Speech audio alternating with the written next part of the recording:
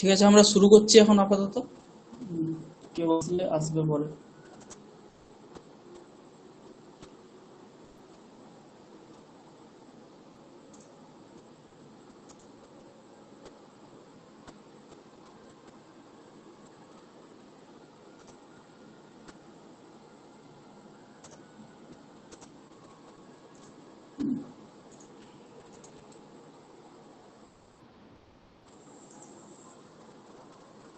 হুম, screen দেখা যাচ্ছে?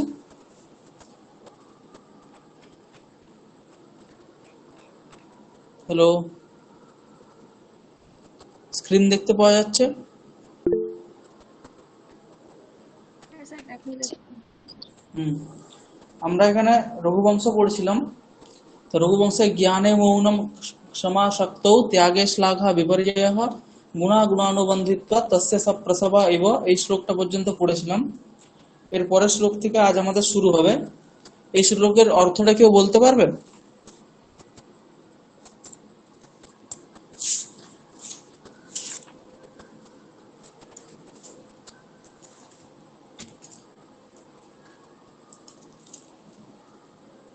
Sir, জ্ঞানে জ্ঞান থাকলেও হচ্ছে মৌন ছিলেন তিনি। হুম। তিনি মানে হচ্ছে মানে তারা হ্যাঁ, রঘুবংশীয়রা। হ্যাঁ। হ্যাঁ। না, এখানে এখানে শুধুমাত্র জ্ঞানে রঘুবংশীয়দের নৃপদের কথা বলা হচ্ছে না, এখানে শুধুমাত্র দিলীপের কথা বলা হচ্ছে। দিলীপ কিরকম ছিলেন? তো তিনি জ্ঞান জ্ঞানে সত্যবি মৌনতা আসিত। তার জ্ঞান থাকলেও সেখানে কিন্তু তার মৌনতা ছিল। হ্যাঁ, শক্তি ক্ষমা থাকলেও সত্ত্বেও। ক্ষমা। হ্যাঁ, হুম। গুণ ছিল। ত্যাগে শ্লাঘা বিপর্যয়। শ্লাঘা বিপর্যয় মানে হচ্ছে, শ্লাঘা মানে হচ্ছে তিনি হচ্ছে অহংকার, হ্যাঁ আত্মপ্রশংসা অহংকার। বা আত্মপ্রশংসা, সেই তার অভাব ছিল। বিপর্যয় মানে হচ্ছে অভাব। হ্যাঁ, এরকম তার বিরুদ্ধ গুণগুলোও তার মধ্যে ছিল। পরস্পর বিরুদ্ধ যে সকল গুণ, সেই গুণগুলো কিন্তু তার সেই রাজা দিলীপের মধ্যে সপ্রসবাহিব মানে ভাইয়ের মতো ছিল। ঠিক আছে, আর তারা কি যুগপৎ, সেখানে কিন্তু ভাইয়ের মতো ছিল। ঠিক আছে, এরপরে আমাদের এটা হচ্ছে 22 নম্বর শ্লোক হয়েছিল আমাদের। এরপরে আমাদের তার গুণ সকল হচ্ছে বিরুদ্ধ গুণের সঙ্গে থাকলেও আর হচ্ছে পরস্পরের মানে হ্যাঁ, উম, পরস্পরের সম্পর্কে ছিল। পরের শ্লোক আছে, অনাকৃষ্টস্য বিষয়ের বিদ্যানাম পারদৃশবনঃ তস্য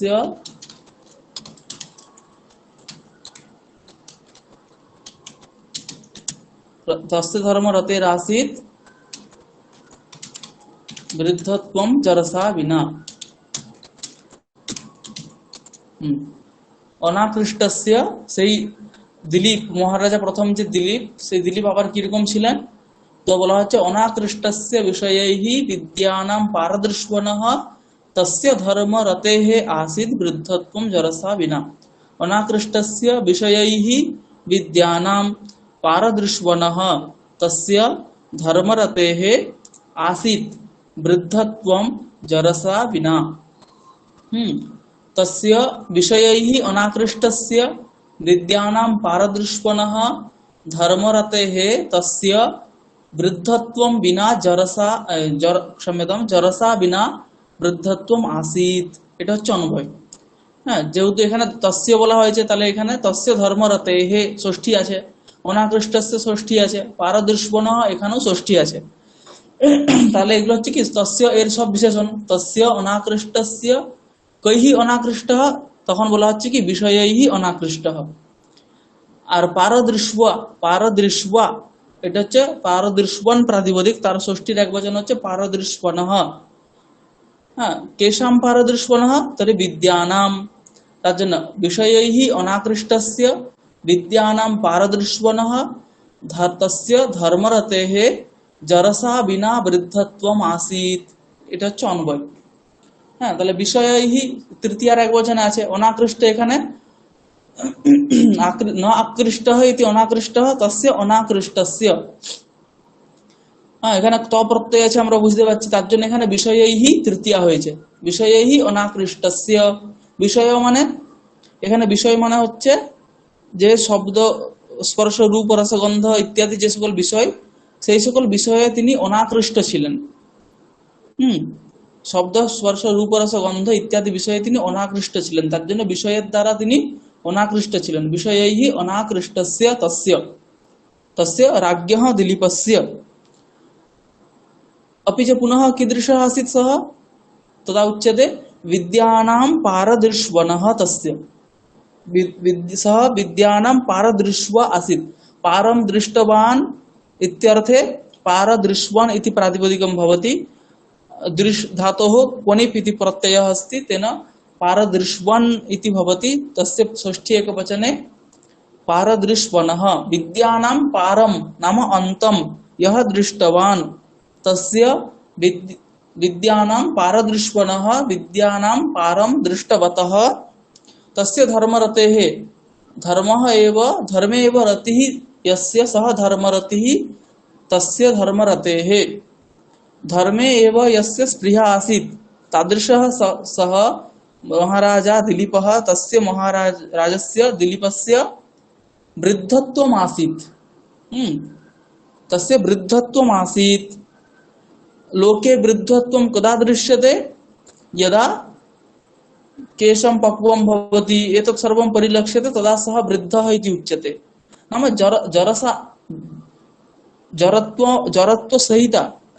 जरत्व सहित वृद्धत्वं लोके दृश्यते। परन्तु महाराजस्य दिलीपस्य वृद्धत्वं कथम् आसीत् इति चेत् जरसा विना। अत्र विना इति योगे जरस इत्यत्र तृतीया भवति। जरस इति प्रातिपदिकम् अस्ति। जरसा विना नाम रुग्णतां विना, रुग्णतया विना एव तस्य वृद्धत्वम् आसीत् इति अस्य श्लोकस्य अर्थः। तर्हि वृद्धत्वम् आसीत् नाम सः ज्ञानवृद्धः आसीत् इति तात्पर्यमत्र। लोके वृद्धत्वं नाम बुद्धेः प्रौढता। बुद्धेः प्रौढता कदा भवति, काले यदा सः नाम बुद्धेः प्रौढता वृद्धावस्थायामेव परिलक्ष्यते, तदा तस्य महा अनुभवः भवति। अतः तादृशेन अनुभवेन सः तस्य ज्ञानस्य प्रौढता परिलक्ष्यते अस्माभिः। परन्तु महाराजस्य दिलीपस्य तथा नासीत्। तस्य ज्ञाने प्रौढता आसीत्, परन्तु तादृशी प्रौढता जरसा विना एव आसीत्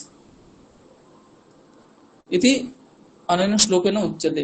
अनाकृष्टस्य विषयैर्विद्यानां पारदृश्वनः तस्य धर्मरतेः दिलीपस्य वृद्धत्वम् आसीत् जरसा विना एव वृद्धत्वम् आसीत्।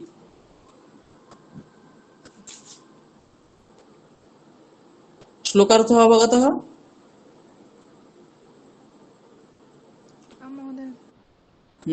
तस्य वार्धक्यम् आसीत्, जरसा विना एव वार्धक्यम् आसीत्, नाम सः ज्ञानवृद्धः आसीत् इति तात्पर्यमत्र।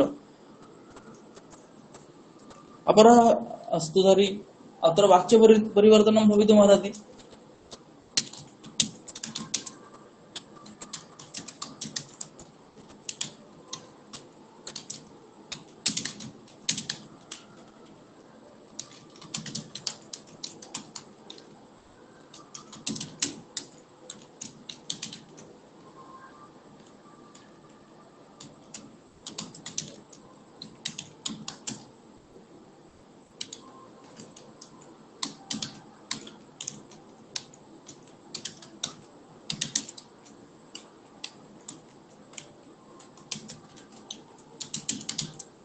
इति वाक्यमस्ति। विषयैः अनाकृष्टस्य विद्यानां पारदृश्वनः तस्य धर्मरतेः जरसा विना वृद्धत्वम् आसीत्। अस्य वाच्यपरिवर्तनं क्रियते चेत् कथं भवति? अत्र एकम् अवधेयम्, अत्र जरसा इत्यत्र तृतीया विना योगे अस्ति। विना शब्दयोगे तृतीया का विभक्तिः भवितुमर्हति? ज्ञायते किम्? तृतीया द्वितीया पञ्चमी एवं तिस्रः विभक्तयः भवितुम् अर्हन्ति विना योगे। जरसा विना, जरसं विना, जरः विना एवं जरसः विना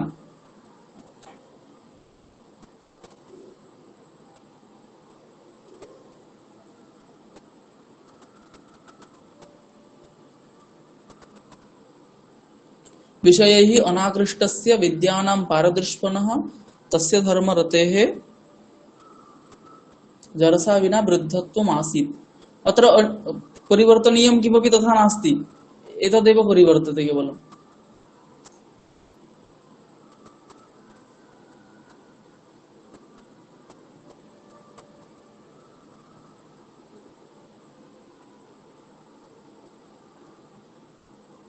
किं भवति?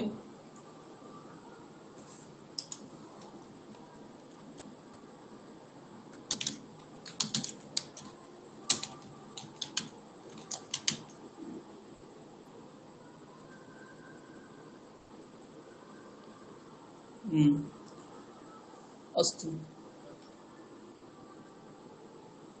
अपरया ज्ञायते?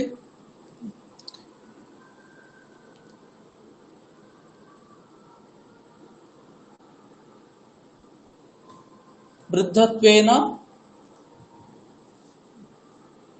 अभूयत इति एवं भवति।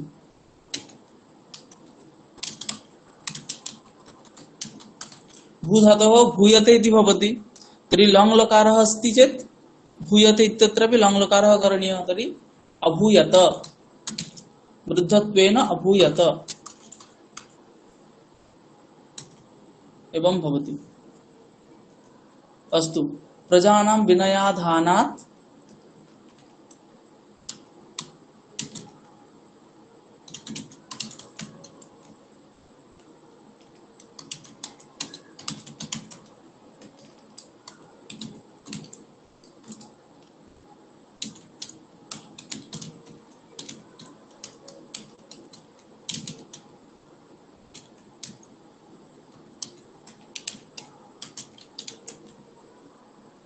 केवलं जन्म हेतवः।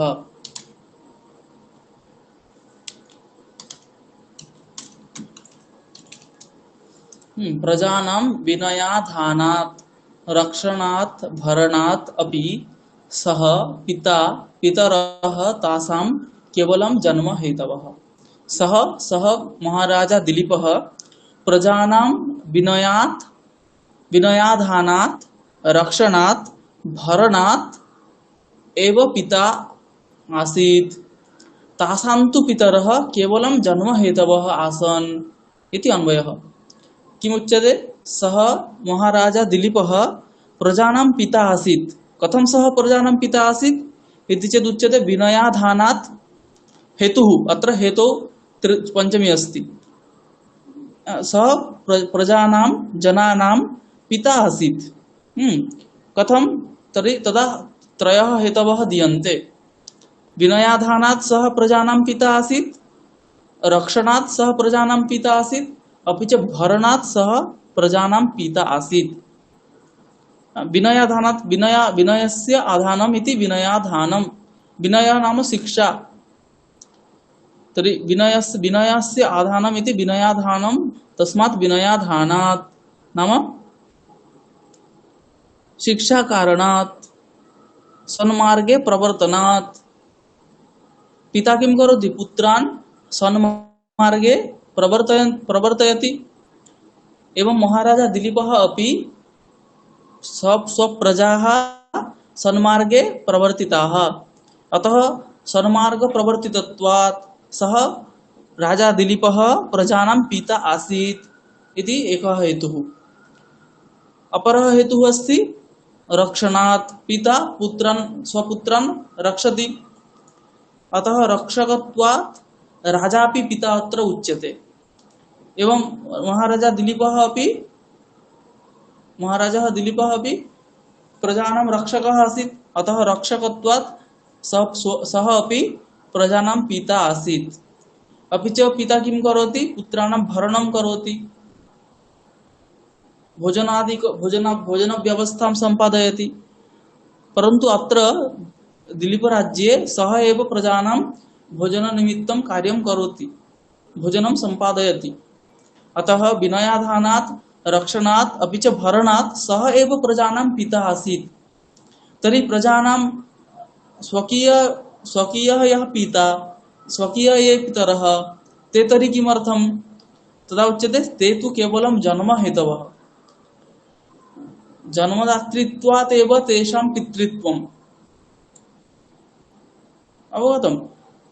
तर्हि दिलीपस्य राज्ञे याः प्रजाः आसन् तासां ये पितरः ते कीदृशः? ते केवलं जन्महेतुत्वात् जन्मदातृत्वादेव ते पितरः इति उच्यन्ते। अवगतम्? पिता तु विनयाधानात् रक्षणात् भरणात् राजा दिलीपः एव आसीत् इति अनेन श्लोकेन उच्यते। प्रजानां विनयाधानां नाम विनयस्य शिक्षायाः आधानं प्रवर्तनं नाम सन्मार्ग प्रवर्तकत्वात्, रक्षकत्वात्, भरणत्वात् सः एव दिलीपः पिता आसीत्, प्रजानां पिता आसीत्। तर्हि प्रजानां स्वकीयः पिता, स्वकीयः ये पितरः ते तर्हि किमर्थं? तर्हि ते केवलं जन्महेतवः। अवगतम्? प्रजानां विनयाधानात् रक्षणात् भरणात् अपि। अत्र विनयाधानात् रक्षणात् भरणात् इत्यत्र हेतौ पंचमी अस्ति। हेतौ तृतीया विभक्तिरपि भवितुमर्हति, पंचमी विभक्तिरपि भवितुमर्हति। यदा हेतौ तृतीया विभक्ति भवति तदा सम्यक्तया न ज्ञायते यदत्र तृतीया विभक्ति कस्मिन् अर्थे अस्ति। যখন হেতু থেকে তৃতীয়া বিভক্তিও হতে পারে, আবার পঞ্চমী বিভক্তিও হতে পারে। পঞ্চমী বিভক্তি হলে তো আমরা জানতে পারি যে পর্বত বন্যিমান ধূমাত এখানে পঞ্চমী হয়েছে কি করে? হেতুতে। তো পঞ্চমী ওখানে কিন্তু বস্তুতঃ প্রাপ্ত ছিল না, ওখানে কিন্তু হেতুতে তৃতীয়া প্রাপ্ত ছিল। তার জন্য ধূমেনা ব্রিয়তে বন্যির যথাদর্শ মলেন গীতাতে আছে, ধূমেন ব্রিয়তে ধূমেন আছে ওখানে। তাহলে ধূমেন ওখানে তৃতীয়া হচ্ছে, তো হেতুতে কিন্তু তৃতীয়াই প্রাপ্ত হয়, কিন্তু পঞ্চমীও হয়। তর্ক সংগ্রহে এটাই প্রসিদ্ধ হয়ে গেছে যে হেতুতে পঞ্চমী বিভক্তিই হয়, কোথাও কোথাও তৃতীয়া হয়, কিন্তু এরকম নয়, তৃতীয়া সব জায়গাতেই হবে, কোথাও কোথাও মানে পঞ্চমীও হতে পারে। প্রথমে তৃতীয়া প্রাপ্ত ছিল, সামান্যভাবে তৃতীয়া প্রাপ্ত ছিল, ঠিক আছে? তো তৃতীয়া হয়, তো যেখানে হেতুতে তৃতীয়া হয় আর করণেও তৃতীয়া হয়, সেখানে অনেক জায়গাতে আমরা বুঝতে পারি না যে এখানে হেতুতে তৃতীয়া আছে না করণে তৃতীয়া আছে। করণে তৃতীয়া আছে কি হেতুতে তৃতীয়া আছে সেটা আমরা বুঝতে পারি না অনেক সময়। তো তার জন্য একটু একটু হেতু আর করণ কি এর মধ্যে একটা পার্থক্য আছে, জানা আছে কারোর?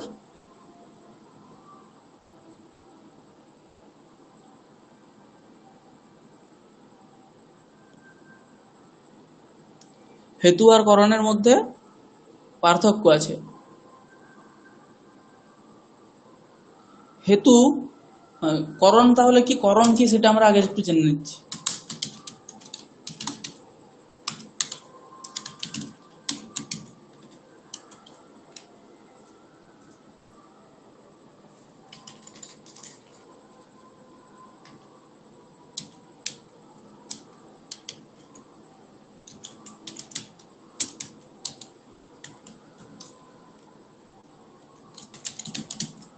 করণ কি হবে? ক্রিয়ার জনক হবে। ক্রিয়া শুধুমাত্র ক্রিয়ারই জনক হবে। আর কি হবে? সেখানে কিন্তু ব্যাপার থাকবেই। ব্যাপার মানে আমরা জানি একটা, সেখানে একটা ক্রিয়া থাকবেই।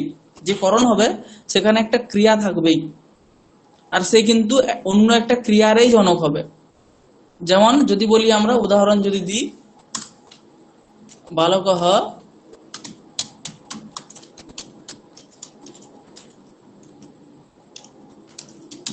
কুঠারেণ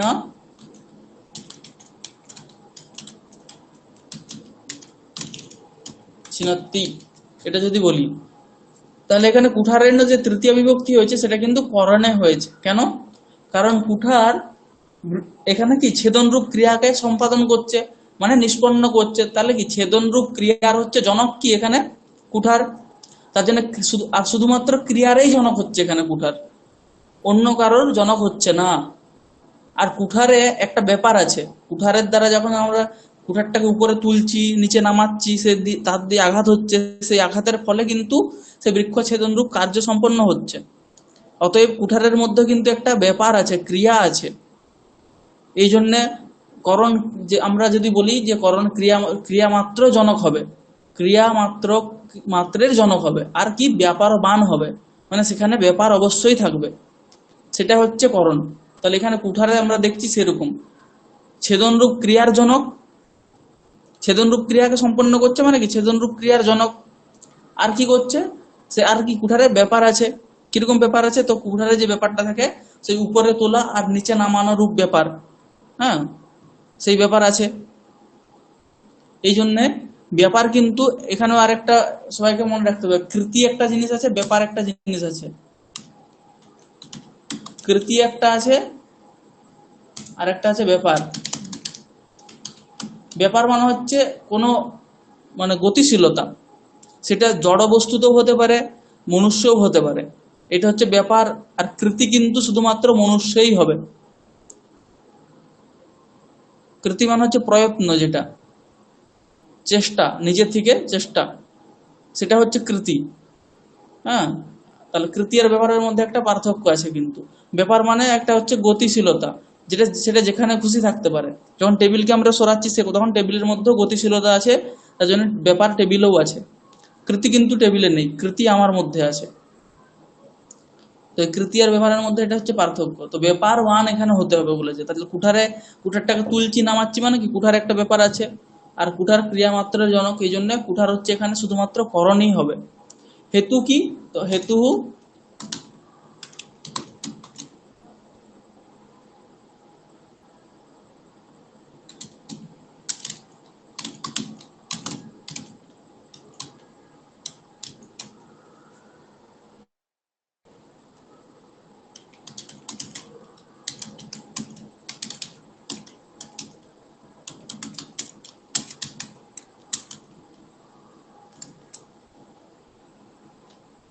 হেতু কি বলছে, দ্রব্য গুণ ক্রিয়া জনকম। কি কি হতে পারে, দ্রব্যের জনকও হতে পারে, কোনো একটা দ্রব্যকে দ্রব্য তৈরি করছে সেটাও হতে পারে। আর কি গুণের জনক হতে পারে, কোনো গুণ তৈরি করছে সেটাও হতে পারে। আর কি ক্রিয়ার জনক, এটাও হতে পারে, কোনো ক্রিয়াকে নিষ্পন্ন করছে এটাও হতে পারে। আর কি সেই হেতুতে কিন্তু ব্যাপার থাকতেও পারে, আবার ব্যাপার নাও থাকতে পারে, ব্যাপার বানও হতে পারে, আর ব্যাপার অভাববানও হতে পারে। যেমন উদাহরণ দিলাম বুঝতে পারবে।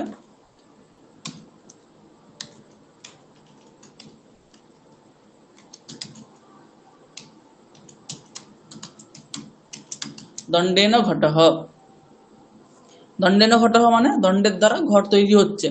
হ্যাঁ, এই যে ঘট এখানে তৈরি হচ্ছে, ঘট নিষ্পন্ন হচ্ছে, ঘটটা কি একটা দ্রব্য।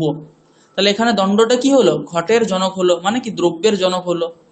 আর দণ্ড দিয়ে আমরা যে ঘুরাই তার জন্য দণ্ডতে একটা ব্যাপার থাকে, এই জন্য দণ্ডতে এখানে ব্যাপার আছে। তাহলে দ্রব্যের জনক হচ্ছে আর ব্যাপারও বান হচ্ছে দণ্ড, তার জন্য দণ্ডটা কি হবে এখানে হেতু হবে। তাহলে দ্রব্যের জনক হওয়ার জন্য এটা কিন্তু হেতু হয়ে গেল। এটাকে কিন্তু আমরা এখানে করণে তৃতীয়া বলতে পারবো না, দণ্ড এখানে হেতুতে তৃতীয়া আছে। বোঝা যাচ্ছে তো, হেতুতে তৃতীয়া আছে। দণ্ডেন ঘটঃ। তাহলে গুণের কি করে হবে, তাহলে গুণের জনক কি করে হচ্ছে, তো একটা উদাহরণ আছে।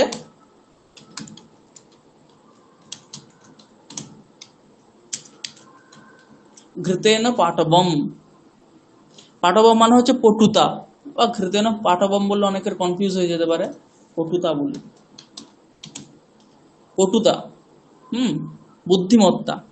তো ঘি খেলে বুদ্ধিমত্তার বিকাশ হয়, এই জন্য ঘৃতেন পটুতা, এই উদাহরণ। তাহলে এখানে পটুতা হচ্ছে কি একটা গুণ, তাই তো, পটুতা একটা গুণ, বুদ্ধিমত্ত একটা গুণ। তো সেই গুণের জনককে এখানে কিন্তু ঘৃত, আর ঘৃততে কিন্তু কোনো ব্যাপার নেই, তাহলে ব্যাপার ভাববান হচ্ছে ঘৃত। তাহলে ঘৃতে এখানে তৃতীয়া কোন অর্থে হয়েছে বলতে গেলে বলতে হবে কি হেতু অর্থে হয়েছে। বোঝা গেল, হেতু অর্থে এখানে কিন্তু তৃতীয়া হয়েছে। দণ্ডেন ঘটঃ ঘৃতেন পটুতা।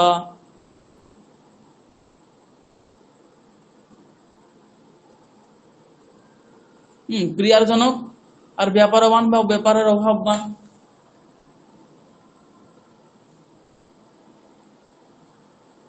এটা হচ্ছে অনেক সময় করণের মতোই হয়, কিছু কিছু রেয়ার উদাহরণ আছে, আমার উদাহরণ এখন মনে পড়ছে না, যে ক্রিয়ার জনক হেতু অথচ কি বেশ।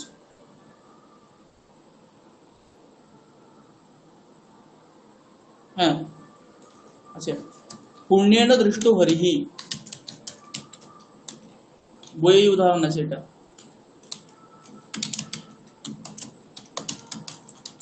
পুণ্যেন দৃষ্টঃ হরিহি। হ্যাঁ, এখানে হরি দর্শনম রূপ ক্রিয়া নিষ্পন্ন হচ্ছে। তাহলে এখানে পুণ্য কার দ্বারা হচ্ছে? পুণ্যের দ্বারা। তাহলে পুণ্য হচ্ছে এখানে কি? হরি দর্শন রূপ ক্রিয়ার জনক। আর পুণ্যতে কোনো ব্যাপার আছে কি? কোনো ব্যাপার নেই। কেউ কেউ স্বীকার করে এখানে ব্যাপার আছে, কেউ কেউ স্বীকার করে ব্যাপার নেই। ঠিক আছে, তো সাধারণভাবে আমরা যেটা বৈয়াকরণটা স্বীকার করি সেখানে হচ্ছে পুণ্যতে কোনো ব্যাপার নেই। মীমাংসকরা অন্য স্বীকার করে। তো পুণ্যতে এখানে কিন্তু কোনো ব্যাপার নেই, তাহলে ব্যাপার ভাববান হচ্ছে। আর হরি দর্শন রূপ ক্রিয়ার জনক হচ্ছে, তাহলে ব্যাপার ভাববান আর ক্রিয়ার জনক, তার জন্য পুণ্যটা কি হবে? হেতু হবে। ঠিক আছে, এটা হচ্ছে কিন্তু এই করণ আর হেতুর মধ্যে পার্থক্য। ঠিক আছে, সেরকম তো হেতুতে তৃতীয় বিভক্তিও হয়, আবার পঞ্চমীও হয়। ঠিক আছে, পঞ্চমী বিভক্তিও হয়, যেমন বিনয়াৎ, হানাৎ, রক্ষণাৎ, ভরণাৎ ইত্যাদিতে হেতু অর্থে কিন্তু এখানে পঞ্চমী হয়েছে। আশা করছি সবাই বুঝতে পেরেছো। ঠিক আছে, এটা হচ্ছে প্রজানাম বিনয়াৎ, হানাৎ, রক্ষণাৎ, ভরণাদপি সপিতা পিতরস্তাসাম কেবলম জন্ম হেতবঃ। এরপরে শ্লোক কি আছে?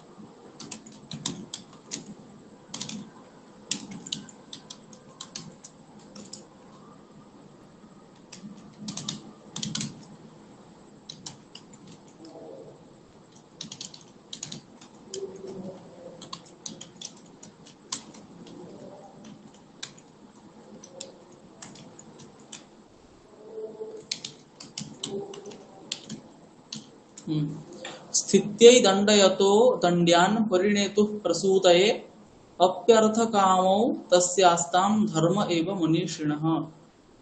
स्थित्यै दण्डयतः दण्ड्यान् परिणेतुः प्रसूतये अपि अर्थकामौ तस्या तस्य आस्तां तस्य आस्तां धर्मः एव मनीषिणः। স্থিত্যৈ, স্থিতি শব্দটা চতুর্থীর এক বচনে কি আছে? স্থিত্যৈ। দণ্ডয়তঃ, দণ্ডয়তি সত্যি প্রত্যয় করলে দণ্ডয়ন, তার ষষ্ঠীর এক বচনে দণ্ডয়তঃ। দণ্ড্যান দ্বিতীয়ার এক বচন। পরিণেতুহু, পরিণেত্রী পরিণেতা, তার ষষ্ঠীর এক বচনে পরিণেতুহু। প্রসূতয়ে, এখানেও চতুর্থীর এক বচন। अपि अव्यय अर्थकामौ, अर्थश्च कामश्च इति अर्थकामौ प्रथमात् द्विवचन। तस्य षष्ठीर एक वचन आस्ताम, अस धातुर लং लकारेर प्रथम पुरुषेर द्विवचन आस्ताम। धर्मः प्रथमार एक वचन, एव अव्यय और मनीषिणः षष्ठीर एक वचन। मनीषा अस्य अस्ति इति मनसः ईशा इति मनीषा, मनीषा अस्य अस्ति इति मनीषी, तार षष्ठीर एक वचन मनीषिणः। তাহলে তস্য মনীষিণঃ স্থিত্য দণ্ড্যান স্থিত্যৈ দণ্ডয়তঃ প্রসূতয়ে পরিণতুঃ ধর্মকামৌ अपि অর্থকামৌ अपि ধর্মঃ এব আস্তাম, ধর্মঃ এব অর্থকামৌ আস্তাম। এটা হচ্ছে অন্বয়। কি অন্বয়?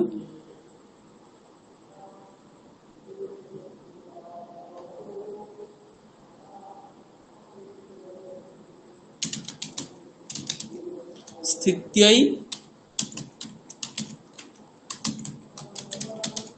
दण्ड्यान् दण्डयतः प्रसूतये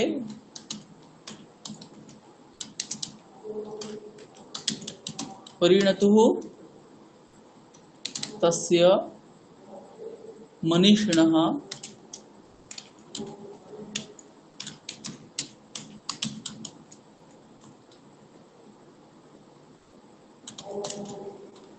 धर्मः एव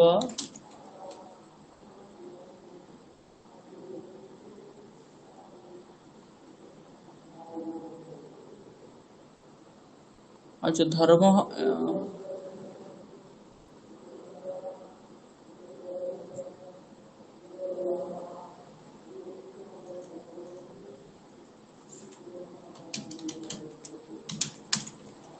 अर्थकामो अपि धर्मः एव आस्ताम्। स्थित्यै दण्ड्यान् दण्डयतः प्रसूतये परिणतुः तस्य मनीषिणः अर्थकामो अपि धर्मः एव आस्ताम्। धर्म अर्थकामो अपि धर्मः एव आस्ताम्। स्थित्यै, स्थितिः नाम लोक प्रतिष्ठा, स्थितिः नाम लोक प्रतिष्ठा, तस्यै लोक प्रतिष्ठायै स्थित्यै इत्यर्थः। লোক প্রতিষ্ঠা মানে লোকে যাতে শান্তি থাকে, সবসময় যেন কলহ না হয় আফগানিস্তানের মতো, এই জন্য কি স্থিত্যই লোক প্রতিষ্ঠায় দণ্ড্যান দণ্ডয়তঃ। দণ্ড্যান নাম দণ্ডম অর্হন্তি ইতি দণ্ড্যাহ তান দণ্ড্যান। যারা দণ্ডের যোগ্য, দণ্ড প্রাপ্ত হওয়ার যারা যোগ্য তাদেরকে দণ্ড্যান দণ্ডয়তঃ। হ্যাঁ, সেই রকম সেই রাজা দিলীপ কি করত, লোক প্রতিষ্ঠার জন্যই শুধুমাত্র যারা অপরাধী দণ্ডের যোগ্য তাদেরকেই শুধুমাত্র দণ্ডিত করত। এরকম যিনি তার স্থিত্যই দণ্ড্যান দণ্ডয়তঃ একটা হলো। আর কি তিনি আর কিরকম, তো প্রসূতয়ে পরিণতুঃ। প্রসূতিঃ প্রসূতিঃ সন্তানঃ সন্ততিঃ প্রসূতये সন্তানায় नाम पुत्र लाभाय एव सह परिणयम करोति। रघुवंशीयः निर्वाह कीदृशः आसन्, तो प्रजानामेव आगे ছিল একটা শ্লোক কি যেন,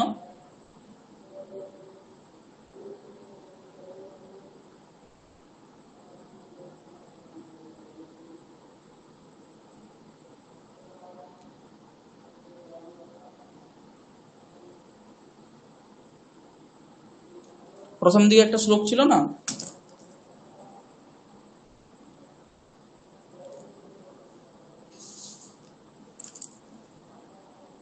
দেখছি ভুলে গেছি।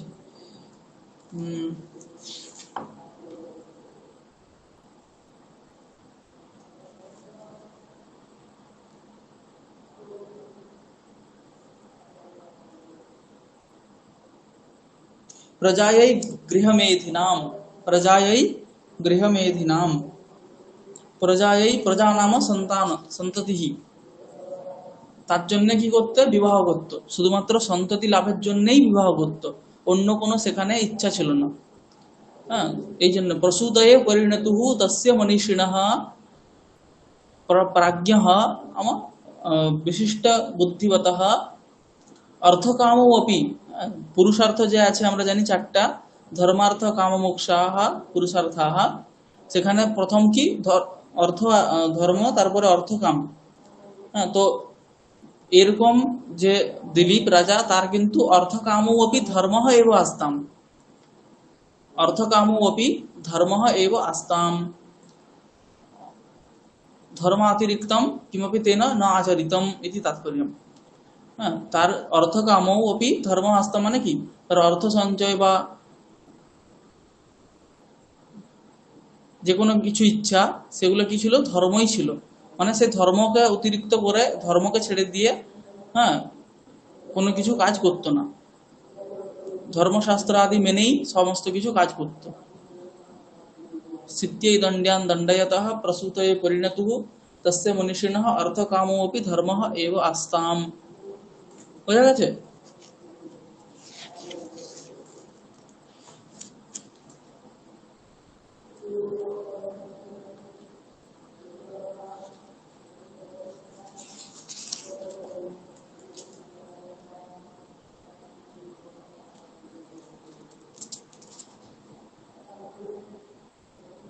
এখানে স্থিত্যৈ দণ্ডয়তঃ, স্থিত্যৈ কি করে চতুর্থী হলো,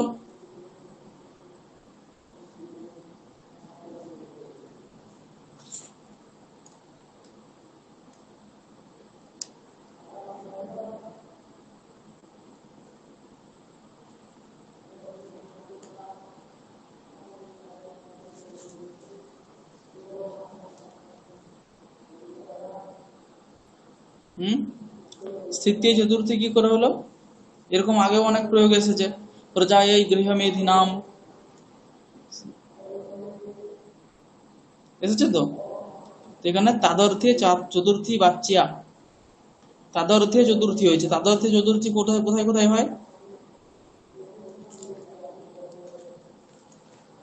তাদর্থে চতুর্থী বাচ্চা যখন আমরা বলতে যাইবো যে এই জিনিসটা ওর জন্যই, তখন সেরকম জায়গাতে চতুর্থী হয়। যেমন এখানে সে দণ্ডান দণ্ডয়তঃ, দণ্ডান দণ্ডয়তি, দণ্ডান দণ্ডয়তি, তাহলে দণ্ডান দণ্ডয়তি কথম দণ্ডয়তি তর্हि স্থিত্যৈ।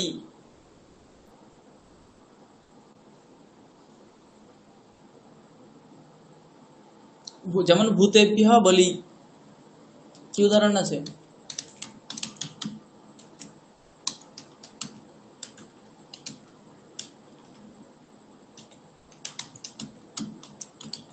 ভূতেভ্যঃ বলি, তাহলে এখানে ভূতদের জন্য বলি বা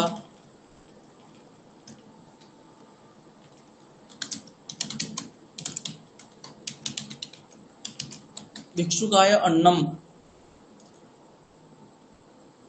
হ্যাঁ, ভিক্ষুকায় অন্নম দেহি নেই, কিন্তু এখানে ভিক্ষুকায় অন্নম এটা আছে। এখানে কিন্তু তাদর্থে চতুর্থী হয়েছে, ভিক্ষুকদের জন্য অন্ন, এরকম অর্থে যখন বোঝাবে তখন যার জন্য সেখানে চতুর্থী বিভক্তি হবে। ভিক্ষুকায় অন্নম স্থিত্যৈ দণ্ডয়তঃ প্রসূতয়ে পরিণতুহু। বোঝা গেছে? এখানে দেখো একটা কিন্তু ধর্ম অর্থও আছে, সেটাই আবার অর্থকামও আছে, সেটাই অর্থকামও অপি ধর্ম এব আস্তাম। হ্যাঁ, এখানে কিন্তু এটা দেখো ধর্ম এটা দ্বিতীয় প্রথমা দ্বিবচন আছে, এটা কিন্তু এক বচনে আছে। তো এরকমও প্রয়োগ হয়। যখন কিন্তু যেমন একটা আমাদের প্রয়োগ আছে, কাব্য প্রকাশে একটা প্রয়োগ আছে, ত্রয়ঃ সমুদিতা হেতুঃ। হ্যাঁ, ত্রয়ঃ সমুদিতা হেতুঃ, সেরকম হচ্ছে এখানে এরকম প্রয়োগ। সেখানে কি অর্থ? যে তিনটা একত্রিত ভাবে হেতু হচ্ছে, তার জন্য ত্রয়ঃ সমুদিতা হেতবঃ এরকম বলার কথা, কিন্তু এরকম বলছে না। ত্রয়ঃ সমুদিতা হেতুঃ প্রথম আর এক বচনে দিয়েছে, আর এখানে কিন্তু বহু বচনে দিয়েছে। তো সেখানে এখানেও কিন্তু সেরকম অর্থ কামও অপি ধর্ম এব আস্তাম। এখানে কিন্তু ধর্ম আর অর্থ আর কাম দুটা কিন্তু একত্রিত ভাবেই তার ধর্ম ছিল, আলাদা আলাদা ভাবে নয়। এই এই বিবক্ষা করার জন্য এখানে কিন্তু ধর্ম এব আস্তাম এরকম ভাবেই বলা হয়েছে, এক বচনেই দেওয়া হয়েছে। যেমন এইরকমই বেদাহ প্রমাণম এরকম একটা প্রসিদ্ধ আছে, তোমরা জানো। এখানে কিন্তু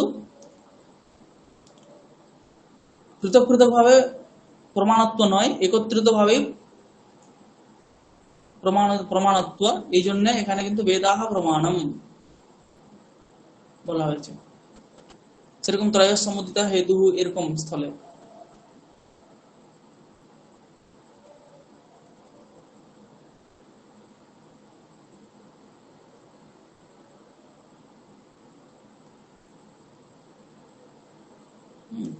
তো ধর্ম ধর্ম অর্থই হচ্ছে এখানে ধর্ম অর্থকামী হচ্ছে ধর্ম, অভেদ হচ্ছে এখানে। হ্যাঁ, তো অভেদ হওয়ার ক্ষেত্রে কিন্তু সমান এই বিভক্তিগত হতে হবে, সমান বচনের নিয়ম নেই। সমান বচন যেখানে বিশেষ কোনো বিধান আছে সেখানে হয় না, বা বিশেষ কিছু বিবক্ষা আছে সেখানে হবে না। বিশেষ বিধান যেমন থাকে তস্য দ্বারা মৈথিলি, একটা প্রয়োগ আছে, তস্য দ্বারাহা মৈথিলি, রামের বিষয়ে বলা হচ্ছে। দ্বারাহা এখানে বহুবচন আছে, কারণ কি দ্বারা শব্দ সবসময় বহুবচন হয়, পুংলিঙ্গে হয়। তাহলে তস্য দ্বারাহা মৈথিলি, এরকম বিশেষ কিছু থাকলে অথবা বিশেষ অর্থ বোঝানো থাকলে সেখানে কিন্তু সমান বচন করতে হবে, এরকম কোনো নিয়ম নেই। কিন্তু বিভক্তির ক্ষেত্রে সমান হতেই হবে, বিভক্তি সমান হতেই হবে। যেমন লিঙ্গরও চেঞ্জ হতে পারে। যেমন একটা উদাহরণ আছে, গুণাহা পূজাস্থানম নচ লিঙ্গম নচ বয়ঃ। কোথায় আছে এই প্রয়োগটা? কেউ বলতে পারবে এই প্রয়োগটা কোথায় আছে? কার প্রয়োগ এটা?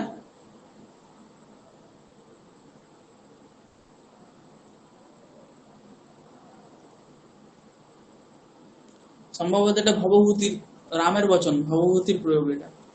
গুণাহা পূজাস্থানম নচ লিঙ্গম নচ বয়ঃ। এখানে দেখো গুণাহা পূজাস্থানম, গুণাহা প্রথম আর বহু বচনে আছে, পূজা স্থানম প্রথম আর এক বচনে আছে, নচ লিঙ্গম নচ বয়ভ এক বচনে আছে। এখানেও কিন্তু ওই বচন কিন্তু অন্য হয়েছে, কিন্তু বিভক্তি এক থাকতে হবে, তাহলে কিন্তু অভিধানবই হবে। ঠিক আছে, এটা অনেক সময় আমরা প্রয়োগ দেখি কিন্তু প্রয়োগ এরকম ভাবে গুলিয়ে যায় আর কি, এই জন্য এগুলো বলা হচ্ছে।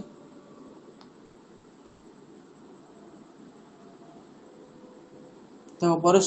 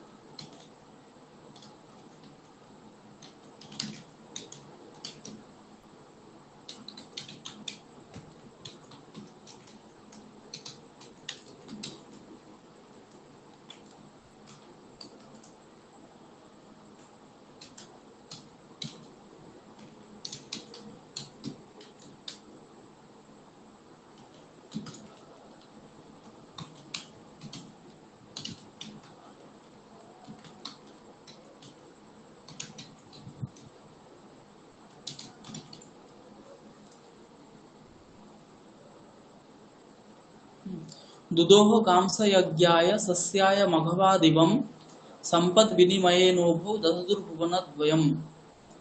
सह राजा दिलीपः यज्ञाय गां दुदोह, यज्ञाय गां दुदोह। লম্বটা কিরকম হবে? সহ রাজা দিলীপः, এখানেও কিন্তু যজ্ঞায় পুনরুক্ত চতুর্থী আছে।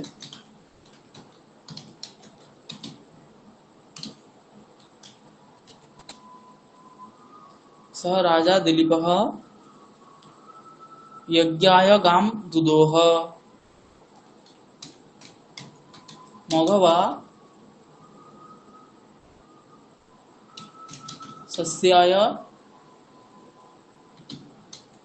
दिवं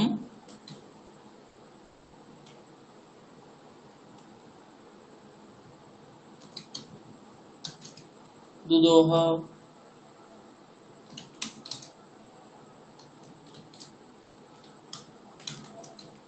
उभौ अयेन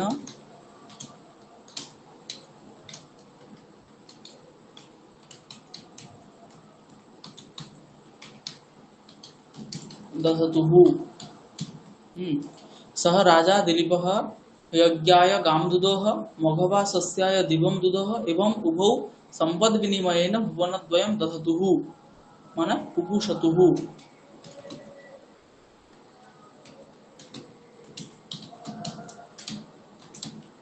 पुपुषतुः, হ্যাঁ কি বলা হচ্ছে? সহ রাজা দিলীপः যজ্ঞায়, যজ্ঞার্থম গাম দুদোহ। হ্যাঁ, এখানে গাম বলতে পৃথিবীকে বলা হয়েছে। ঠিক আছে, দুদোহ মানে পৃথিবীর দহন করেছেন, পৃথিবীর রূপ যে গাভী তার তিনি দহন করেছেন। বা এখানে দুই রকমের অর্থ হতে পারে। একটা হচ্ছে গাম দুদোহ মানে গাম মানে গরু। ঠিক আছে, তাহলে গোদ্রব্য যেগুলো গব্য আর কি, সেই গব্য ছাড়া যজ্ঞ সম্পাদন হতে পারে না। এই জন্য সেই গব্যের দ্বারা যজ্ঞ সম্পাদন করার জন্য তিনি গোদহন করেছেন, একটা অর্থ হতে পারে। দ্বিতীয় অর্থ হতে পারে হচ্ছে গাম মানে পৃথিবী, তো তিনি পৃথিবীরূপ গরু গাভীর দহন করেছেন কেন? যজ্ঞ করার জন্য, এটা একটা অর্থ হতে পারে। আর তিনি ওই এরকম অর্থ হতে পারে যে এখান প্রজাদের থেকে কর গ্রহণ করেছেন কেন? কারণ যজ্ঞের জন্য।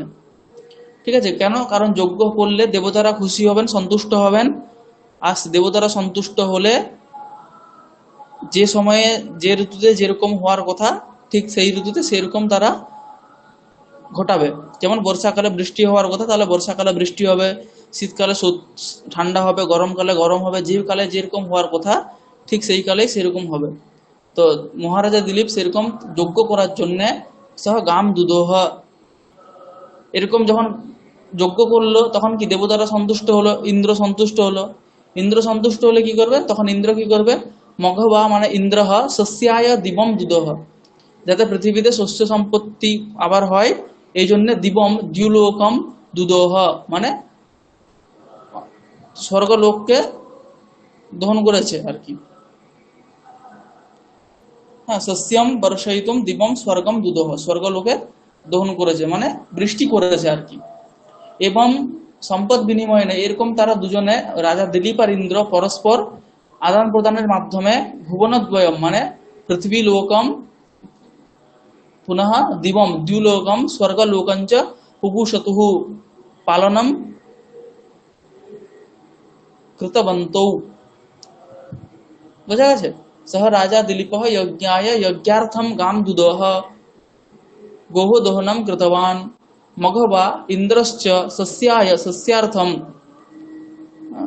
वर्षयितुम दिवम स्वर्गलोकम दुदोह दोहन दुग्धवान एवं उभौ दिलीप इंद्र दिलीपौ संपद विनिमयेन सह यज्ञ प्रदानेन यज्ञ द्वारा हविष प्रदानेन इंद्रः वृष्टि द्वारा सस्य वर्धनेन संपद विनिमयेन भुवनद्वयं स्वर्गलोकं पृथ्वीलोकं च पुपुषतुः द्वयोः लोकयोः पालनम कृतवन्तौ। এটা হচ্ছে অর্থ। দুদৌহ গামস যজ্ঞায় সস্যায় মঘবাদিবম সম্পদ বিনিময়েন উভৌ দধতুর ভুবনদ্বয়ম।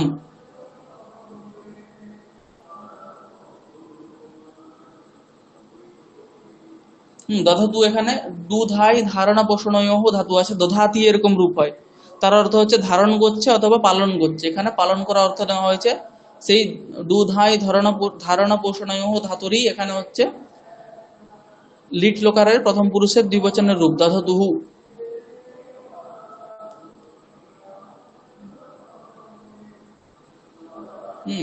রাজা রাজা দিলীপ যজ্ঞ দ্বারা পৃথিবী যজ্ঞের দ্বারা হচ্ছে স্বর্গলোককে পালন করলো, আর ইন্দ্র হচ্ছে শস্যের দ্বারা পৃথিবী লোককে পালন করে, এটা হচ্ছে অর্থ।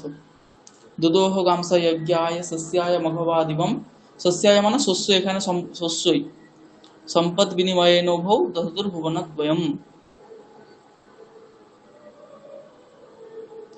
বোঝা গেছে?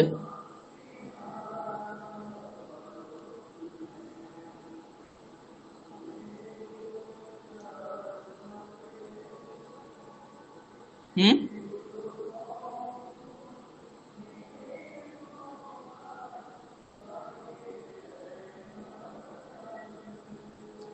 বোঝা গেল?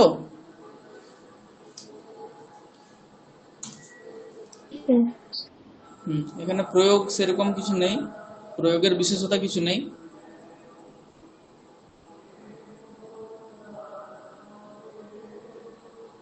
সব জায়গাতে এখানে যজ্ঞায় সস্যায় তাদর্থে চতুর্থী হয়েছে।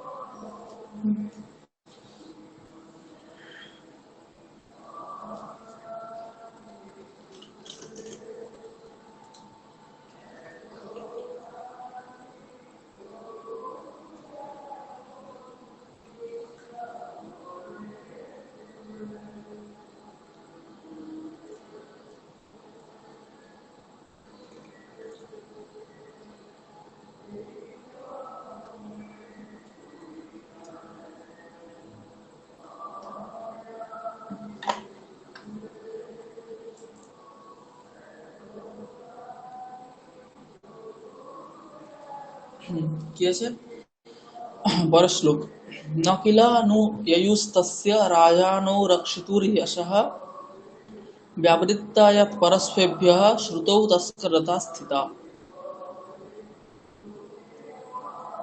न किलानु ययुस्तस्य राजानो रक्षितुर्यशः व्यावृत्ता यत् परस्पेभ्यः श्रुतौ तस्करता स्थिता।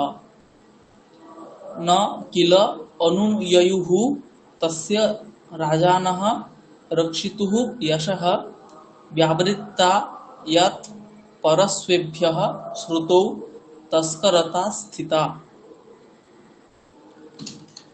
राजानः रक्षितुः तस्य यशः न अनुययुः न अनुययुः किल यत् तस्करता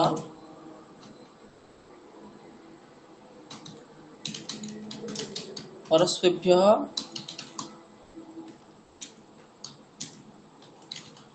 व्यावृत्ता सती श्रुतौ स्थिता। কি বলা হচ্ছে, রাজানः रक्षितुः तस्य यशः न अनुययुः किल। राजानः माने अन्ये राजानः, अन्ये ये राजानः सन्ति ते रक्षितुः तस्य दिलीपस्य, दिलीपः कीदृशः, सः सर्वेषां रक्षिता रक्षयिता,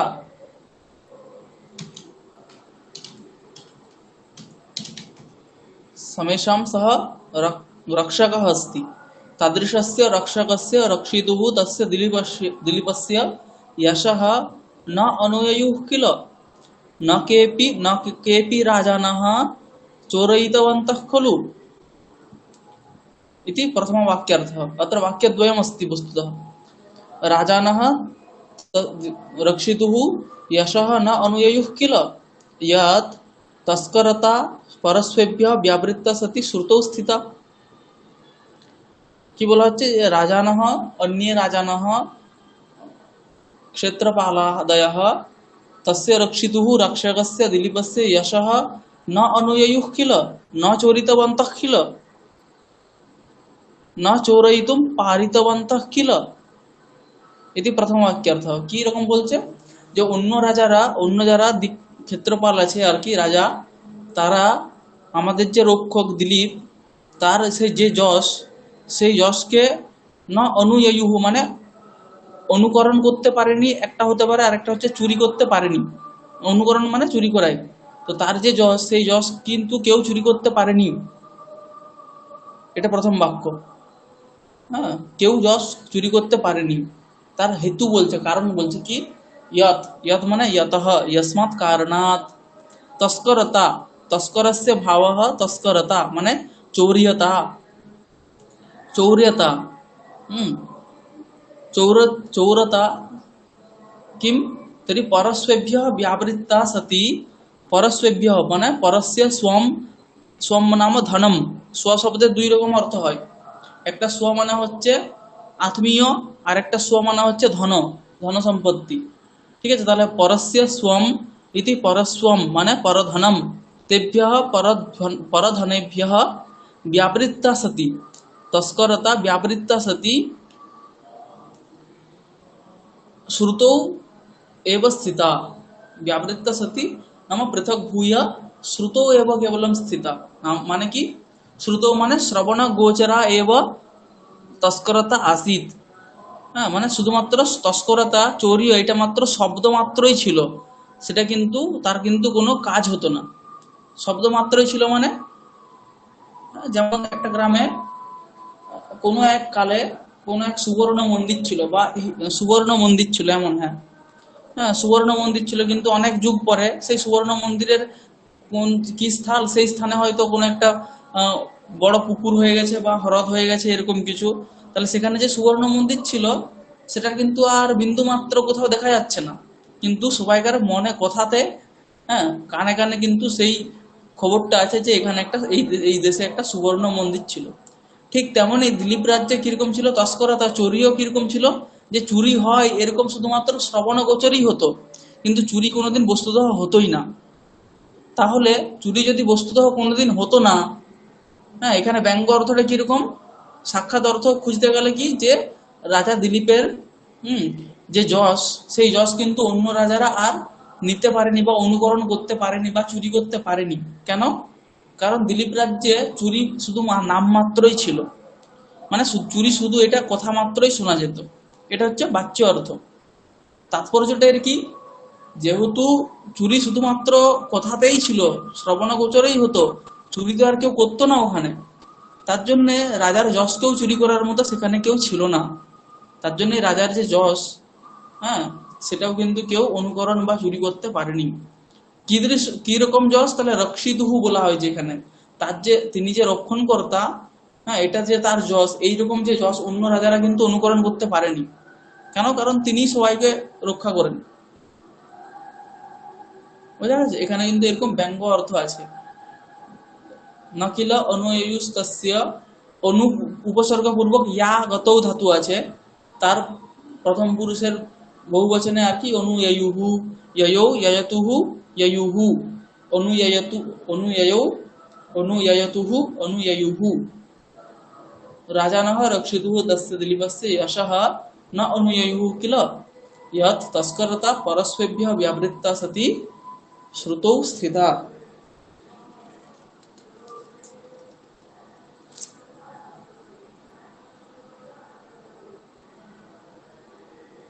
ব্যাবৃত্তা মানে নিবৃত্তা, পরস্পেভ্যঃ নিবৃত্তা সতি শ্রুতৌ স্থিতা। হ্যাঁ, তস্করতা, চুরিও কোথায় হতে, অপরের ধনকে যখন বলপূর্বক গ্রহণ করা হয় তখনই সেটাকে চুরি বলে, তস্করতা বলা হয়। কিন্তু সে কি করছিল, সেই তস্করতাটা পরস্পেভ্য, পরধনকে ছেড়ে দিয়ে শ্রুতিতে শুধুমাত্র ছিল, মানে শ্রবণগোচর শুধুমাত্র হতো।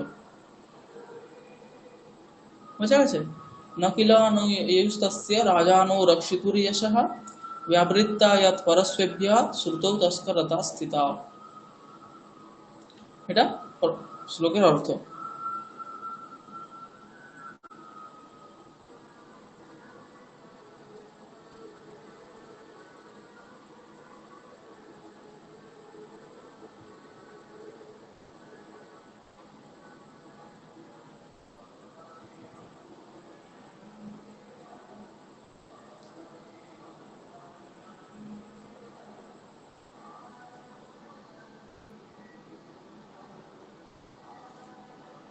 হুম।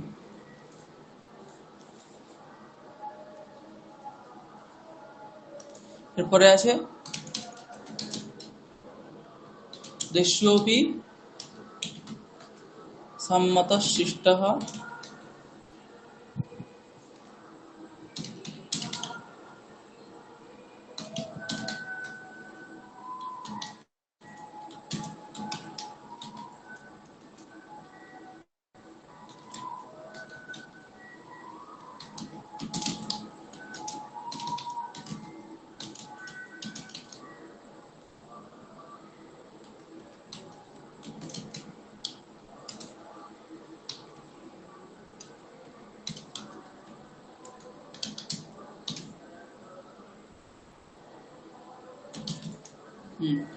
द्वेष्योऽपि सम्मतशिष्टस्तस्यार्धस्य यथौषधं त्याज्यो दुष्टः प्रियोऽप्यासीत् अङ्गुलीवोरगक्षता।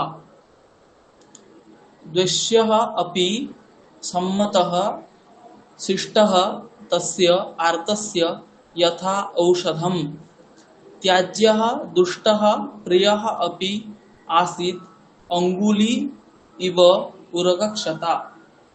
तस्य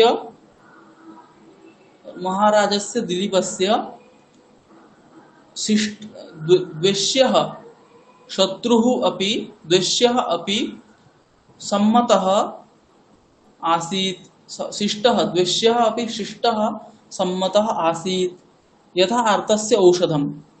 अत्र उपमा दीयते, यथा आर्तस्य औषधं तथा द्वेष्यः अपि शिष्टः दिलीपस्य सम्मतः आसीत्। কি বলা হচ্ছে? হুম, আচ্ছা অনবয়টা আমি লিখে দিচ্ছি।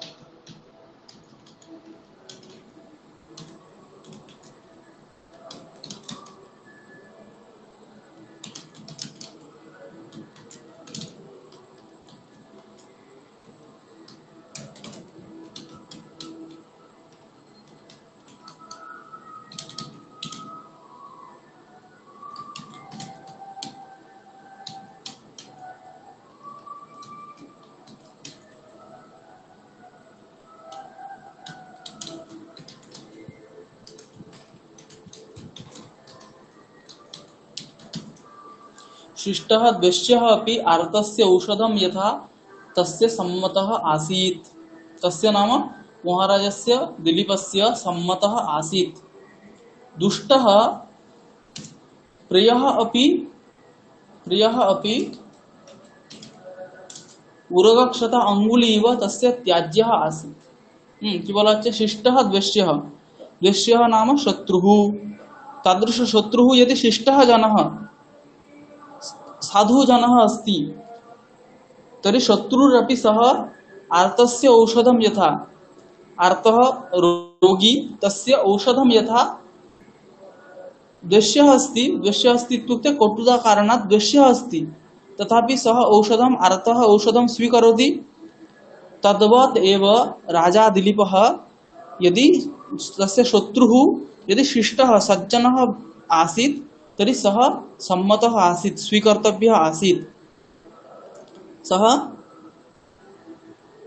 सम्मानीयः आसीत्, अनुमतः आसीत्। परन्तु यदि प्रियः दुष्टः आसीत् तर्हि सः प्रियः अपि दुष्टः यदि प्रियः आसीत् तर्हि सः उरगक्षता अङ्गुली इव त्याज्यः आसीत्।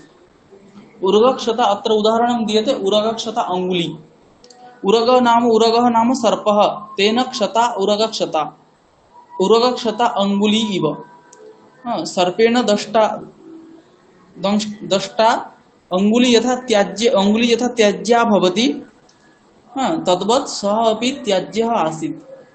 আঙুলটা কি আমাদের অনেক প্রিয়, প্রিয় মানে আমাদের শরীরের একটা অঙ্গ, তাহলে প্রধান সেরকম, কিন্তু সাপের সেই আঙুলে যদি সর্প দংশন করে তাহলে সেই আঙুলটা আমাদের কেটে ফেলাই দরকার। ঠিক তেমনি প্রিয় ব্যক্তিও যদি দুষ্ট হয় তাহলে রাজা দিলীপের সে ত্যাজ্যই ছিল। কিন্তু শত্রুও যদি আবার, যে শত্রু সে যদি আবার সজ্জন হয়, শিষ্ট ব্যক্তি হয়, সে কিন্তু আবার গ্রহণ করার যোগ্য ব্যক্তি হতো, তাকে সে গ্রহণ করত। কেমন গ্রহণ করতো? যেমন কটু কারণের জন্য ঔষধ কিন্তু রোগীরা গ্রহণ করে, ঠিক তেমনি দ্বৈষ্যোপি সম্মত শিষ্টস্তস্য আর্তস্য যথৌষধম त्याज्यो दुष्ट प्रियो आसीत् अंगुली इव उरगक्षता। उरगक्षता अंगुली इव तस्य त्याज्यः आसीत्। कः? दुष्टः प्रियः दुष्टः अपि, दुष्टः प्रियः अपि उरगक्षता अंगुली इव तस्य त्याज्यः आसीत्। शिष्टः द्वैष्यः इति जातः।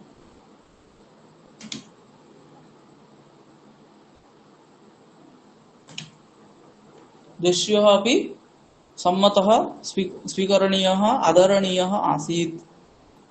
এটা হচ্ছে শ্লোকের অর্থ। এখানে তস্য ত্যাজ্যः, ত্যাজ ধাতু, ত্যাজ্য এখানে ঋণীয় প্রত্যয় করা হয়েছে, তারপরে ত্যাজ্য এরকম রূপ হয়েছে, ঠিক আছে। তস্য ত্যাজ্যः, তাহলে এখানে তেন ত্যাজ্য হওয়ার কথা ছিল, তেন ত্যাজ্য, কিন্তু আমি বলেছিলাম আগে একদিন যে কৃত্য প্রত্যয়ের যোগে কিন্তু ষষ্ঠী বিভক্তিও হয় কোথাও কোথাও, যেমন বলেছিলাম লোকহিতম মম বা ময়া দুটাই হয়, কিন্তু সেরকম এখানে তস্য ত্যাজ্য এরকম হলো, বুঝা গেছে। শিষ্টः দ্বৈষ্যः अपि আর্তস্য ঔষধম যথা তস্য সম্মতः आसीत् দুষ্টः প্রিয়ः अपि উরগক্ষত অঙ্গুলি ইব তস্য ত্যাজ্যः আसीत्। শ্লোকের অর্থ বোঝা গেছে তো? হ্যাঁ স্যার। হুম। আর দুটো শ্লোক হবে আজ 30 পর্যন্ত পড়ানো হবে, ঠিক আছে?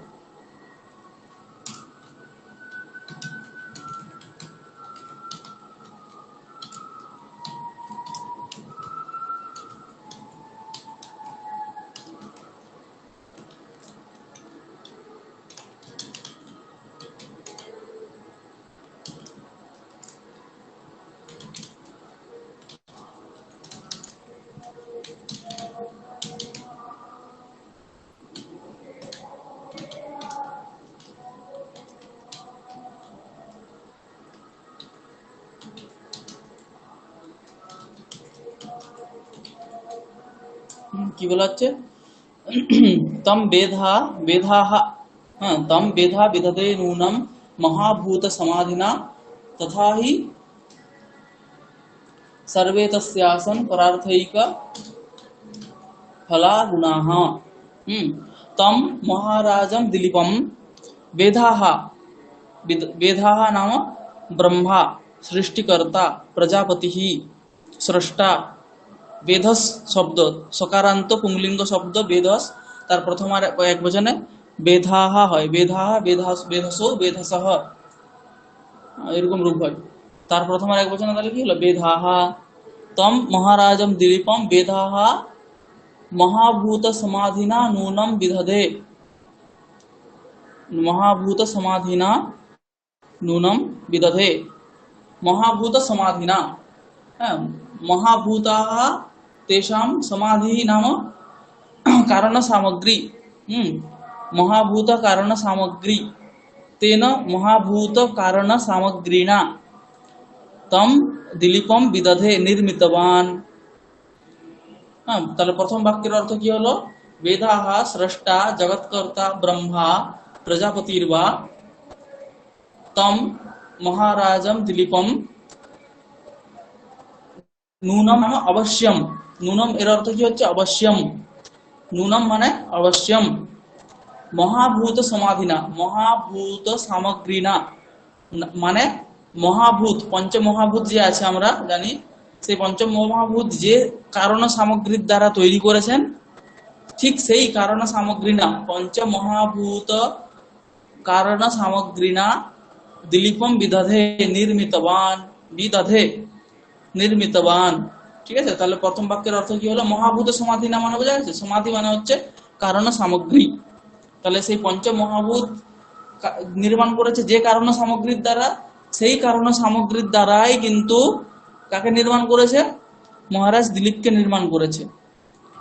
এই জন্যে তথাহি সর্বে তস্য আসন পরার্থৈক ফলাগুণাঃ, এই জন্যে তথাহি সর্বে তস্য তস্য সর্বেপি গুণাঃ পরার্থৈক ফলাঃ আসন। বুঝা গেছে? তথাহি মানে এই জন্যেই, হ্যাঁ, এই কারণেই সর্বে গুণাঃ তস্য মহারাজস্য দিলীপস্য সর্বে গুণাঃ, সকল গুণ কিন্তু কি ছিল? পরার্থৈক ফলাঃ। পরার্থৈক পরার্থঃ एकः एव फलं प्रयोजनं येषां ते परार्थैक फलाः ते गुणाः परार्थैक फलाः गुणाः।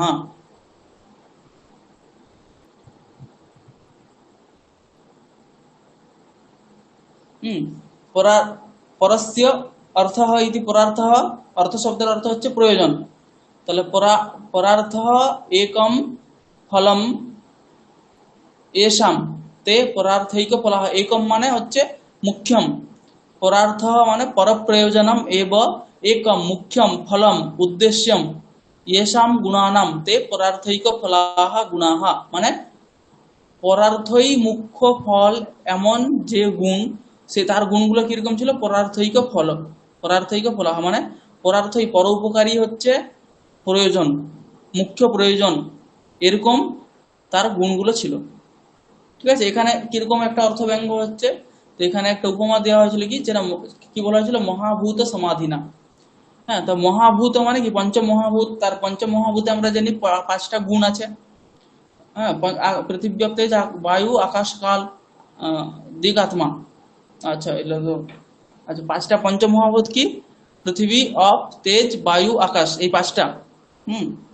তো এই পাঁচটা পঞ্চমহাভূতে পাঁচটা কারণ, পাঁচটা গুণ থাকে। শব্দ, স্পর্শ, রূপ, রস, গন্ধ, এই পাঁচটা। এই পাঁচটা যে গুণ, সেই গুণগুলো কি পৃথিবী নিজেদের জন্য? তো তাদের জন্য নয়, পরের জন্যেই। হ্যাঁ, তো পঞ্চমহাভূতে যেমন গুণগুলো আছে, পাঁচটা গুণ, সেই পাঁচটা গুণ যেমন পরের জন্যই শুধুমাত্র, পরার্থই, ঠিক তেমনই কি মহারাজ দিলীপের যে গুণগুলো ছিল সেগুলোও কিন্তু পরার্থৈক ফলা। এই জন্যে এখানে অনুমান করা হচ্ছে না যে উৎপ্রেক্ষা করা হচ্ছে। অনুমানেরই যখন একটা দৃঢ়তা চলে আসে তখন তাকে উৎপ্রেক্ষা বলে।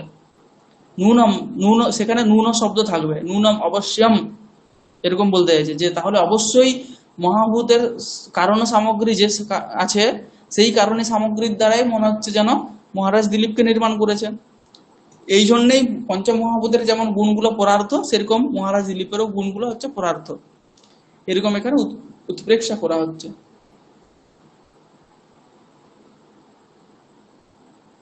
বুঝা গেছে?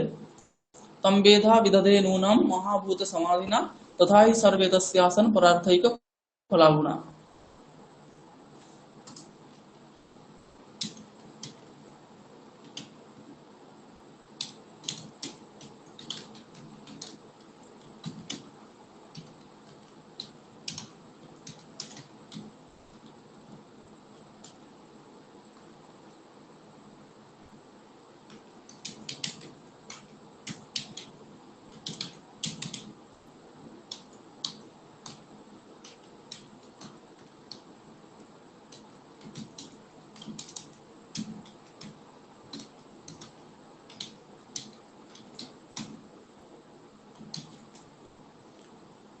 30 নম্বর শ্লোক, এটা আজকে এই শ্লোকটা পর্যন্তই হবে।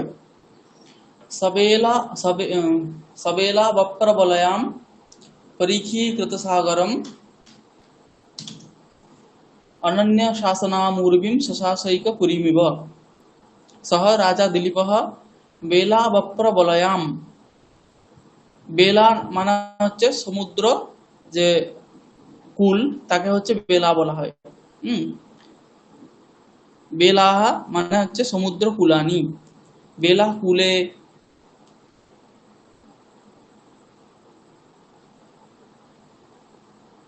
সেই বেলা হচ্ছে বপ্রবলয়াহা মানে প্রাকার বেষ্টনম। বপ্রবলয়া মানে হচ্ছে প্রাকার বেষ্টনম মানে পরিধি আর কি, পরিধি। হ্যাঁ, তাহলে সমুদ্র তট হচ্ছে যার পরিধি, মানে প্রাকার বেষ্টনম, সেটা কি? তাহলে বেলাহা এব বপ্রবলয়া ইয়স্যাহা সা বেলা বপ্রবলয়া, মানে কি পৃথিবী বা যেটা ভূমি আছে আর কি, যতটা, যে ভূমির সমুদ্রই হচ্ছে কি অন্তিম মানে প্রাচীর আর কি, বা অন্তিম পরিধি। সেই ভূমিটা কি বলে? সেই ভূমিটাকে কি বলবে? বেলা বপ্র বলয়া ভূমি বলবে।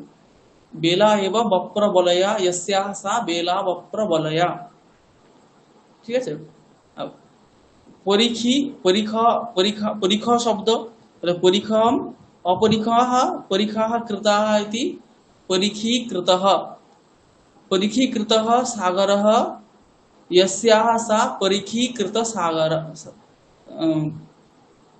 सागराम, सा परीक्षीकृत सागरा ताम परीक्षीकृत सागराम। সাগর যার পরীক্ষী, পরীক্ষা করা হয়েছে। সাগরকে, যে ভূমির সাগরকে পরীক্ষা করা হয়েছে। হ্যাঁ, সাগর পরীক্ষা ছিল না, কিন্তু যে ভূমির সাগরকে পরীক্ষা করা হয়েছে, সেই রকম যে ভূমি, হ্যাঁ, সেই রকম ভূমিকে সহ দিলীপঃ শশাস শাসনম, শশাস মানে শাসন করেছিলেন। কিরকম ভাবে? অনন্য শাসনাম, সেখানে কিন্তু, হ্যাঁ, তিনি শাসন করেছিলেন, সেখানে কিন্তু আর অন্য রাজা ছিল না। না অন্য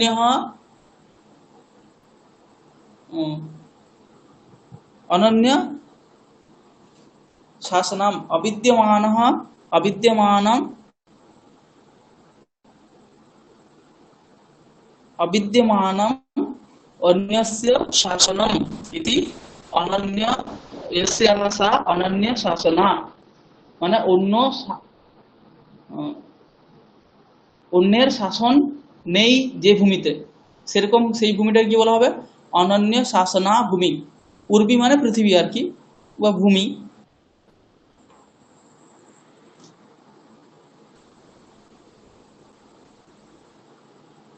সেই তাকে কি বলা হবে?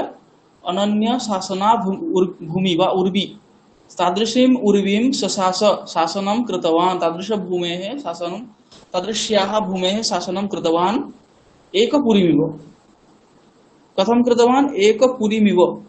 एकपुरीं नाम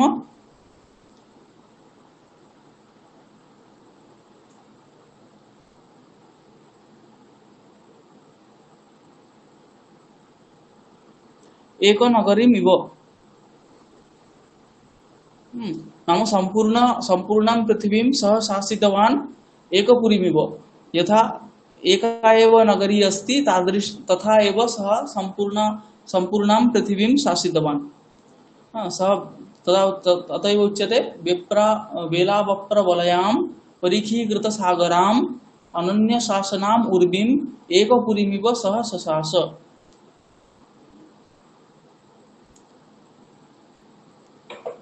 বোঝা গেছে শ্লোকের অর্থ?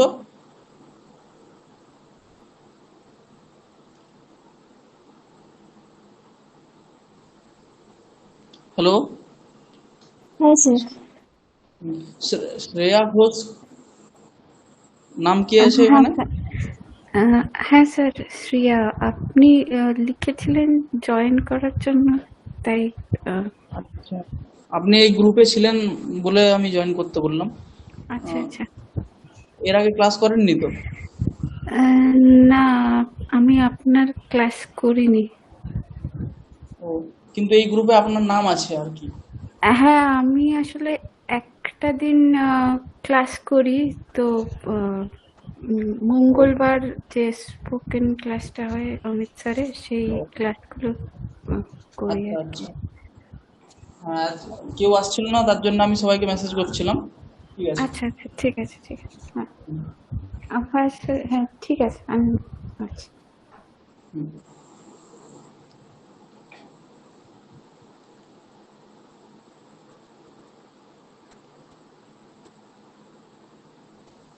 শ্লোকের অর্থ বোঝা গেছে তাহলে? হ্যালো, হ্যাঁ স্যার। হ্যাঁ, তাহলে আজ অতটা পর্যন্ত রাখছি, আমার একটু কাজ আছে। এই অতটা তার এই 30টা পর্যন্ত শ্লোক আর কি তোমরা সবাই পড়বে। আর পরীক্ষা হবে, পরীক্ষার বিষয়ে মহারাজের সঙ্গে আবার কথা বলতে হবে। তো কি কি বিষয়ে হবে না হবে, 100 নম্বরের একটা পরীক্ষা হবে লিখিত আমাদের। হ্যাঁ, তো ওই কোশ্চেন দিয়ে দেওয়া হবে, 2 ঘন্টা কি 2.5 ঘন্টা এরকম সময় দেওয়া হবে, তার মধ্যে লিখে আপলোড করতে হবে বা পাঠাতে হবে আমাকে। তো যে সকল যা কিছু পড়ানো হয়েছে আর কি, সংখ্যা, কৃত্য প্রত্যয়ের মধ্যে যে সকল পড়ানো হয়েছে, যে সকল গল্প পড়ানো হয়েছে, সেখানে কিছু স্পেশাল স্পেশাল প্রয়োগ ছিল, দ্বিকর্মক ধাতু, এই সকলগুলো থেকেই আসবে। সতী সপ্তমী, ঠিক আছে, এগুলোই প্র্যাকটিস করা হবে। বাচ্য পরিবর্তন, সেখানে কর্তরি কর্মণি, একটাই বাক্য, এরকম যেমন আমি প্র্যাকটিস করেছি আগে, একটা বাক্য দিয়েই তার 10টা রূপ দেখাতে, 10টা বাক্যতে পরিবর্তন করাতে, সেরকম পরিবর্তন করা হতে পারে। দ্বিকর্মক ধাতু যে সকল দিয়েছিলাম সেগুলো বাচ্য পরিবর্তন। হ্যাঁ, ত প্রত্যয় করে বাচ্য পরিবর্তন কেমন হয়, কিছু নিয়মও, কিছু প্যারাগ্রাফও আমি লিখতে দিতে পারি, যে বাংলাতে মানে ত প্রত্যয় সম্বন্ধে একটি প্রবন্ধ লিখো, বা সত্যির প্রত্যয় এর একটি প্রবন্ধ লিখো, এরকম হবে। ঠিক আছে, তো পরের ক্লাসে কিন্তু এই সকল কিছু, যা কিছু ডাউট আছে সেগুলো সবাই খাতা লিখে নিয়ে আসবে, যে যা কিছু ডাউট আছে পরের ক্লাসে কিন্তু সব ডাউট ক্লিয়ার করতে হবে। যে সকল টপিকগুলো পড়ানো হয়েছে, আলোচনা করা হয়েছে, সেই সমস্ত ক্লাসেরই বিষয়ের যা কিছু ডাউট আছে সেই ডাউট কিন্তু পরের ক্লাসে সব আলোচনা করা হবে। আর কিরকম কোশ্চেন আসবে, কোনটা কত নাম্বারের আসবে, সেটাও তাহলে বলে দেবো। ঠিক আছে, তাহলে আজ এখানে পর্যন্ত রাখছি।